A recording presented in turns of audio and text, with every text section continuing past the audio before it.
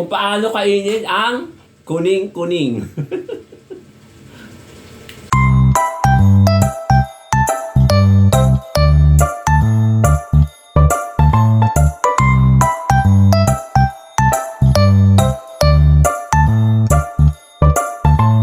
Hello mga friendship!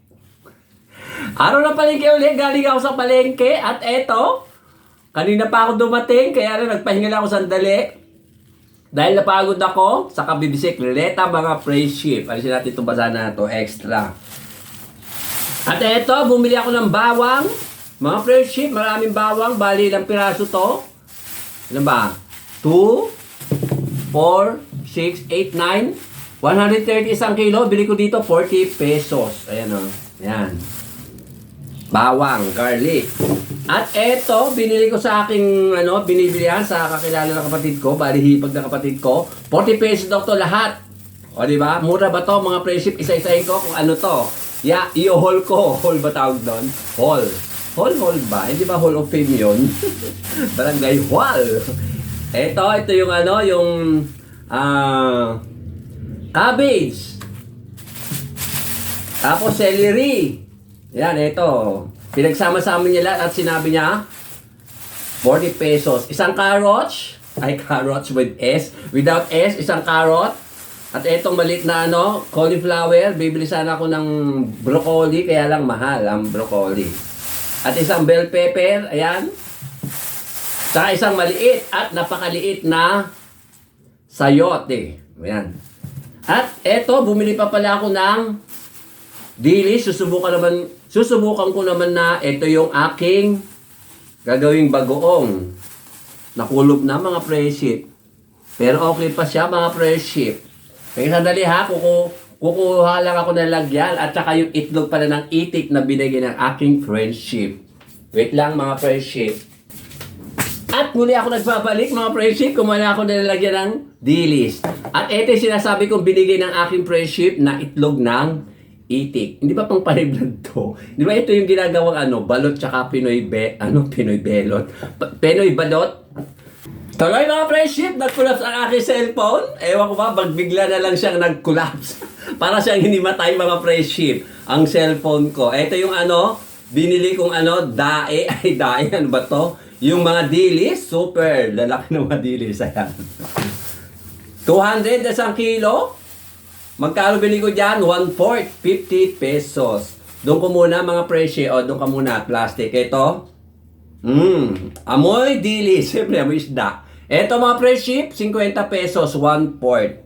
At, sa tulad ng dati, pag araw ng palengke, bumibili ako ng ukay-ukay.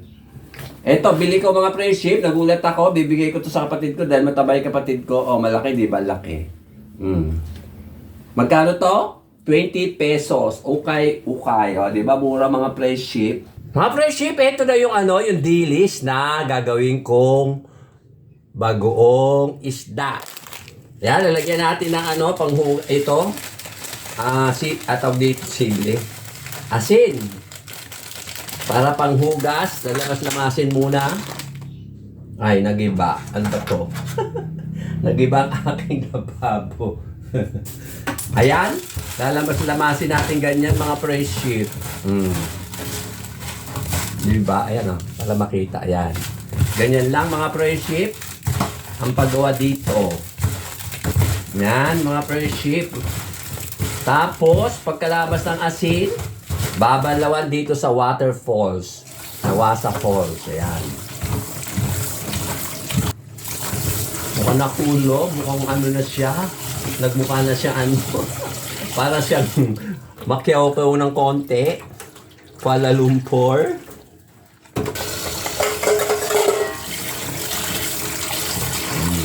Sasali natin dito muna mga friendship kung sa mangkok. Ayan, ito. Yan. Salin muna natin dito. Ayan, linaw na. Tapos, isa pang hugas. Malinaw naman na. Di ba linaw na ng tubig? Salin dito. Mukhang napakainin ko yata mga friendship. Hindi na yata ako maingay. Ayan. O, diba? Tapos natin. Sali natin dito, mga friendship. Ayan dito. Ayan. Try ko lang, subukan ko lang kung paano naman gawin tong dilis na halubaybay na bagong isda. At ay, ba't may tubig pa? Yan, patuyin mo natin yan. Saka lagyan dito ang iodized salt. Pang antawag dito, pantimpla. Babad ko muna dito bago ko isalin sa garapon, sa jar. Yan. Okay na yan mga friendship. At saka halu-haluin ng ganyan. Diba? Ano kayo mangyayari dito? Kasi yung tawag dito, yung bagong isda na ginawa ko na galunggong, okay pa siya. Andun. Ginagamit ko na sa diningding o kaya minsan sa inabraw. Yan, babad muna natin mga friendship dito. Mamaya na ulit mga friendship at ihanda ko na yung aking ibang lulutuin. Mga friendship, pag-upisa na tayo magluto ng aking ulamin ngayong tanghali hanggang mamayang hapon. O, di bang ingay ko? Lagyan natin ng vegetable oil. Ang gamit ko mga friendship, vegetable oil. Hindi ako gumagamit ng ng mga ibang mantika, kundi vegetable lang to mga friendship. Di ba? Vegetable pa. Vegetable lang yung lamin ko. Vegetable oil pa yung gamit ko mga friendship para iwas cholesterol. O di ba mga friendship? At ilalagay na natin mga friendship ang bawang. Isang tambak na bawang mga friendship. Matagal na ako gumagamit ng vegetable oil mga friendship. Dahil high blood ako, ayoko magkaroon din ng cholesterol. Diba mga friendship? Mahirap na. May masyonda na kiss. Mga friendship, nabubulol ako. Mga friendship, susunod na natin ang purple onion. Violet onion, hindi na siya red onion. Ano ba? Paulit-ulit na lang ako mga friendship. Yan, gisa-gisa. Lutuin natin ang sibuyas bago ilagay ang ibang ricado mga friendship. Ilagay na natin ang cubes. Wala akong pantawag kundi ito lang, walang karne. At kung ano-ano pa, basta yan lang ang sinahog ko. At saka konting fish sauce. Di ko muna ilalagay lahat to mga friendship. Baka mamaya maalat dahil dun sa cube. Ewan ko ba't nailagay ko yung mga, yung na yon, yung nor cube na, ay tawag dito ay patis. Dami. At isusunod na natin ang mga gulay. Ayan. Ito yung carrots. Carrots with this. Ito yung sayote. Ay, madami. Sabay na natin ang celery. Ito yung celery tsaka yung pukinggan. Bell pepper. Lagyan na natin para isang luto na lang. O, diba? Ganyan mga friendship. At lagyan na rin natin ng bechin. Tsaka itong paminta. Pamintang durog. Ayan. Durog na siya. Kaya joke lang na siya. Diba mga friendship? At saka halu-haluin. Wala akong sinahog dito. Kahit na anong mga friendship.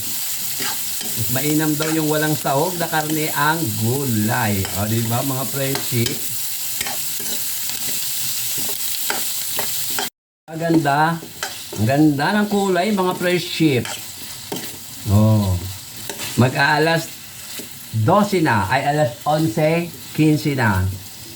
At takpan nitong mahiwagang takip. O diba? Ganda ng itsura mga friendship. Ganda ng kulay. Lagyan na natin pala ng nawasa water. Nawasa pulse. Lagyan natin isang tasa. O diba dami? Anong klase luto to mga friendship? At Lagyan natin ng tumigas na powder. Ang tawag dito, powder garlic. Try ko lang kung ano magiging lasa nito, mga friendship. O diba, ganda. At muli nating takpan. Igay ko, mga friendship. Mga friendship, ayan, ang ganda ng kulo. At malapit na siyang maluto. Lalagay ko na ang main event. Ito, yung ano, yung broccoli puti. Ay. Diba? May broccoli puti. Yan ang bagong tawag sa broccoli puti na to, mga friendship. At ilalagay na rin natin ang tipak-tipak na repolyo. O diba? Anong tawag dito sa luto? Chapsuy-chapsuyan. O diba? Walang sahog. Kasi hindi ako mahilig magsahog. Ang dami kong niluto. Ako lang mag-isa naman, mga friendship. Hanggang mamayang hapunan ko naman to. Diba? Dami. Ako lang mag-isa. Oh. Diba? Bongga. Gusto ko ang gulay na to. Ito ang gusto kong luto. Yan. Tsaka natin shock pan dali. Ayan. Mga friendship, luto na siya. Okay na siya. Kakain ako maya-maya, mga friendship. O, diba ang ganda ng itsura? Tama na to. Huwag na masyadong maluto. Medyo half cook ng konti, mga friendship. Eto, sasandok na ako para ulam ko mamaya. Palalambibing ko muna, mga friendship. Ayan o, eto, ayan. Para makita nyo sinasandok ko siya. O, diba? Wala siyang karne. Wala siya kung ano-ano. O, diba? O, diba? Diba, mga friendship? O, sige na, mamaya friendship. Pagkakain na ako uli. Eto na ang aking finished food, mga friendship. O, diba? Ganda ng kulay. At masarap siya, mga friendship, kasi luto ko kahit na walang sahog. Bongacious, malicious, delicious. O, mamaya na, mga friendship. At kakain ako mamaya. Maganda tanghali, mga friendship. At kakain ako alas 12:15 na. O, di ba? Mabilis na naman ako magsalita. Baka mapansin na naman ako ng isang viewer dito sa amin. Ito ang aking niluto. Ayan, yung gulay, mga friendship. At ipapakita ko yung kaninang dilis. Ayan, ilagay ko na rito. Pinulong ko na siya. Ayan, ilagyan ko ng yung takip. Ilagyan ko ng foil. Ayan, yung yung dilis kaninang binili ko, mga friendship. At eto yung nakarang linggo. Ayan, marami pa. Di ba ang hilig ko sa bagong isda? Kaya gusto ko bagong isda, at least purong isda. Sa halubaybay kasi, di mo alam kung puro talaga yon. O, di ba? At eto pa yung isa, o di ba, dami. Alam nyo kung saan ko ginagamit to, mga friendship?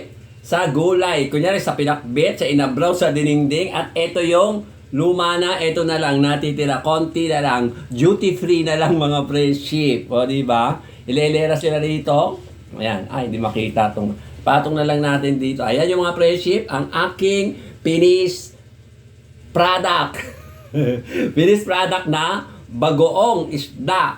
Yan talaga original dahil may isda talaga siya. Yan ang tinatawag na bagong isda at hindi halubaybay. Ang halubaybay walang isda. Ano ba? At eto ngayon, kakain na ako. Titikman natin. Ay, titikman. Talaga kakainin ko.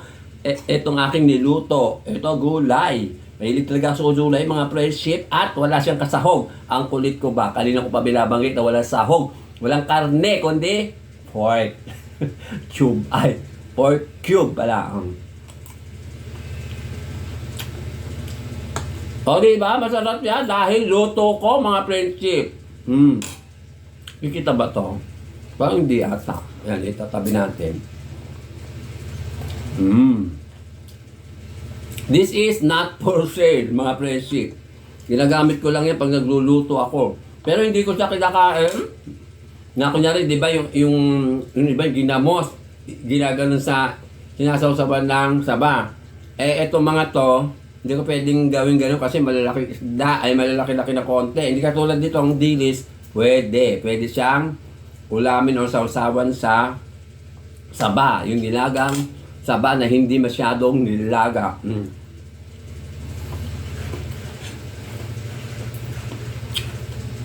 Diba? Sarap mga friendship.